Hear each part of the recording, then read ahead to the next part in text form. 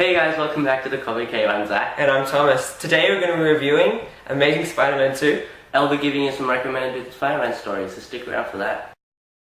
Alright, so last night we went and saw Amazing Spider-Man 2. It comes out today, and we were really looking forward to it, especially Zach. And we're going to give you a review of it. We're going to try and keep it spoiler-free, but there might be mild spoilers here and there. So, sorry if anything gets spoiled, but I think it'll be alright. Yeah, so as you know, this was my most anticipated movie of this year, and I loved it. Okay, I like it better than Cap 2. I don't think you'd agree with that. I've got to see them both again, side by side. That's how much it was. By saying that, that means it must be a good movie.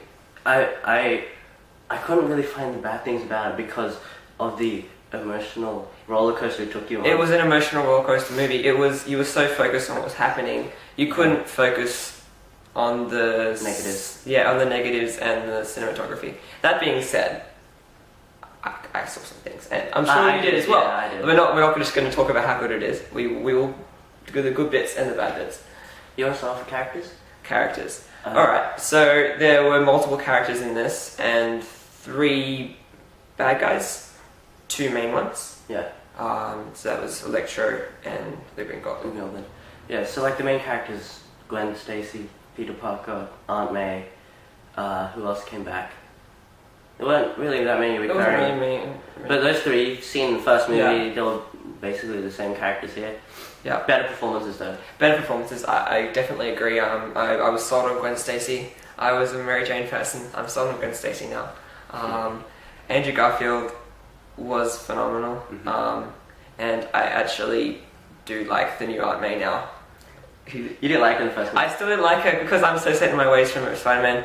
One thing, dye your hair grey. Apart from that, I'm happy. Seriously, I thought they were good performances. What about the character progressions of the villains? That's where I think some of the film was a bit not so great, because both the Green Goblin and Electro went from good to evil. Good, normal to evil, super evil in like 2 seconds. 2 seconds. It was rushed, but it doesn't. It didn't ruin the movie. It doesn't ruin the movie. But it does leave a little bit to be desired, especially I think when it comes to Green Goblin. Electro was cool, I think, enough as a baddie for you not to care too much. But Green Goblin, I think, a little bit more character progression. His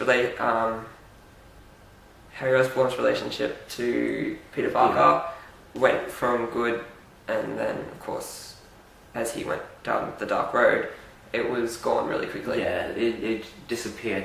But their chemistry was way better than Tobey Maguire and James Franco. Yeah. Dane DeHaan was really good as Harry. I feel he was like one of the best. Yep. And that's saying something. All the actors in this movie were great. Yeah. I don't think it was a bad performance. No, not particularly. Not really. There were some Easter eggs that we saw. Definitely. So yeah. I don't know if we should. Don't know how we can. But they were really. You should look out for them. There's a lot. Yeah, an assistant. Oh, the assistant. Yeah. Let's leave it just the assistant. The assistant. Figure out who that is. If you're familiar with Spider-Man comics, you might hear something you recognise. Yeah. Let's see. There was a lot of people were afraid about the 3 villains. Do you think they handled it well? They handled it 100 times better than Spider-Man 3. I mean, they couldn't. Yeah. They couldn't do worse.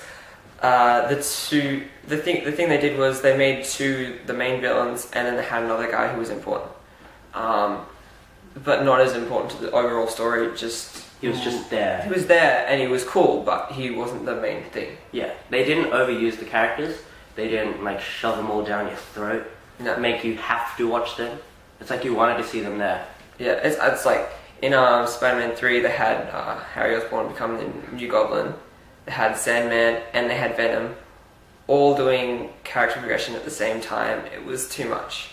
This movie, It balanced it well. There's balanced well. Yeah. There's not much time spent on Rhino's character progression, so it's just 2, and both Green Goblin and Electro get their deserved time. Obviously in this movie you could see it leading up to the Sinister Six. Yes, well, I think we're all looking forward to that. I don't know how that's gonna work. In the Amazing Spider-Man movies, I think that'd be very cool. But the idea of a Sinister Six spin-off movie, I think that's interesting. Very interesting. Villain-based movie. First time it's actually been done. Is it actually? Can't think of any. Yeah. So that's really, really cool. Other spin-off that's been rumoured is Venom, but we may have been a few little. I don't know. I won't say anything. There was some Easter eggs pointing to Venom. Oh no, not Venom. Fine, sorry. I don't know. I didn't see them, but I read about them later. So look out for those. Yeah, keep a lookout. Few little things about the movie. Let's go music. What do you think of music? The music was great, but it was used at the wrong time. And there was too much. That sounds weird. There was like so many different themes. Yeah, and there was like one point where I found it was a really serious scene, but they used really jumpy music and catchy music. I'm like, that's not the right time to play it. I agree. The music was good, but inappropriate at times. Yeah. Also, what I didn't like about this movie was all the trailers and previews that came out before. After watching all those, it felt like I've seen the whole movie already. I was in the cinema going, oh, I know what happens next. Yeah, leave us. You can show us stuff in the first 30 minutes and stuff, but don't show us the entire movie in trailers. There was some really big points, plot points in the movie that we've seen already in previews and trailers. It didn't ruin it, no, but it did lessen the experience. Yeah. Let's see, there was... What else can we talk about? I don't know if there was anything else wrong with it. Oh no, the dialogue. Dialogue? Sometimes I just felt like the dialogue wasn't that greatly written. Cliche, sometimes. Yeah, there was a lot of cliches in it. But, some on purpose, some overdone. But the dialogue, because even though they're really great actors, they had some lines that were really bad to work with. And that just made for bad acted scenes. Yeah. And that wasn't the actor's fault. It was the lines they were given. One thing I found interesting was the relationship between Gwen and Peter. I loved it. I thought they had great chemistry, but at the same time, first movie. At the same time, I thought it got a bit repetitive. It did. Yeah. It got repetitive. First half of the movie was pretty much just going over the same thing. It was just like going in circles. Yeah, which they touched on as being on purpose, but at the same time... Yeah, I mean, it makes you really believe that Peter Parker's a real person. Yeah. And he has problems that normal people deal with, and... Yeah, it's not a live happily ever after. Yeah, he doesn't always have the ability. Alright, so... Oh, wait, one thing that was really good about this, the end. I'm trying not to spoil anything, but in most superhero movies, you see the big battle at the end, and then the movie ends. Yeah. This one you got to see story after the battle. Yes. And you got to see how he reacted to everything that happened. Yeah. Like the devastation of the city or whatever happened. Yeah, everything that happens at the end. You actually see him trying to... The recovery. Yeah. Trying to get back into his normal routine of stopping petty crimes. Yeah, and it had a very good ending. Usually superheroes with montage endings and stuff. Yeah. It really followed in the tradition of the Dark Knights, and those kind of movies had really strong endings that leave you wanting another movie. And that's what it did. I'm going to go see the next Spider-Man movie. Really want the next movie wait. now. It's another 2 years, isn't it? Yeah. 2017. No, it's 16. I think. So, I think we can both recommend this movie. Yeah, definitely. Yeah, go watch it. It's an emotional roller coaster, and I think you'll like it. Yeah, definitely give it a thumbs up rating. Yeah. Rating.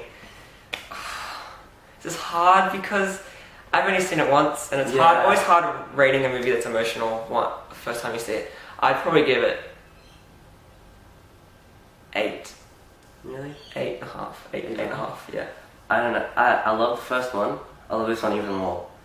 So, a 9? Yeah. Even that seems high. It was really, really good to watch. Yeah. Especially for someone like First time you're gonna love it. Yeah. So just watch it. Go watch the movie, and you don't have to watch it again. Just go watch the movie. Yeah, Alright, so you've heard our opinions on The Amazing Spider-Man 2. So if you go see the movie, you might want to read some Spider-Man comics. Hopefully that's what these movies will get you to do. So we're going to give you some recommended stories for you to read. Okay, first up, Amazing Spider-Man issue 700.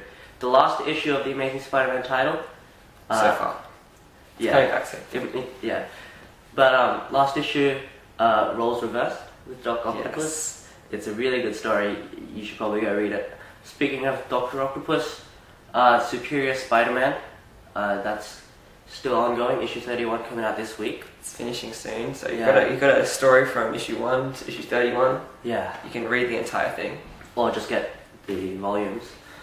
You see how Dr. Octopus handles Spider-Man's situation. Yeah.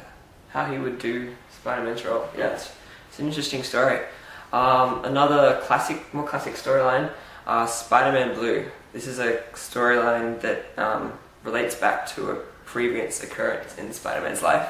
It retells the story a little bit. It's really meant to be really strong and an emotional read.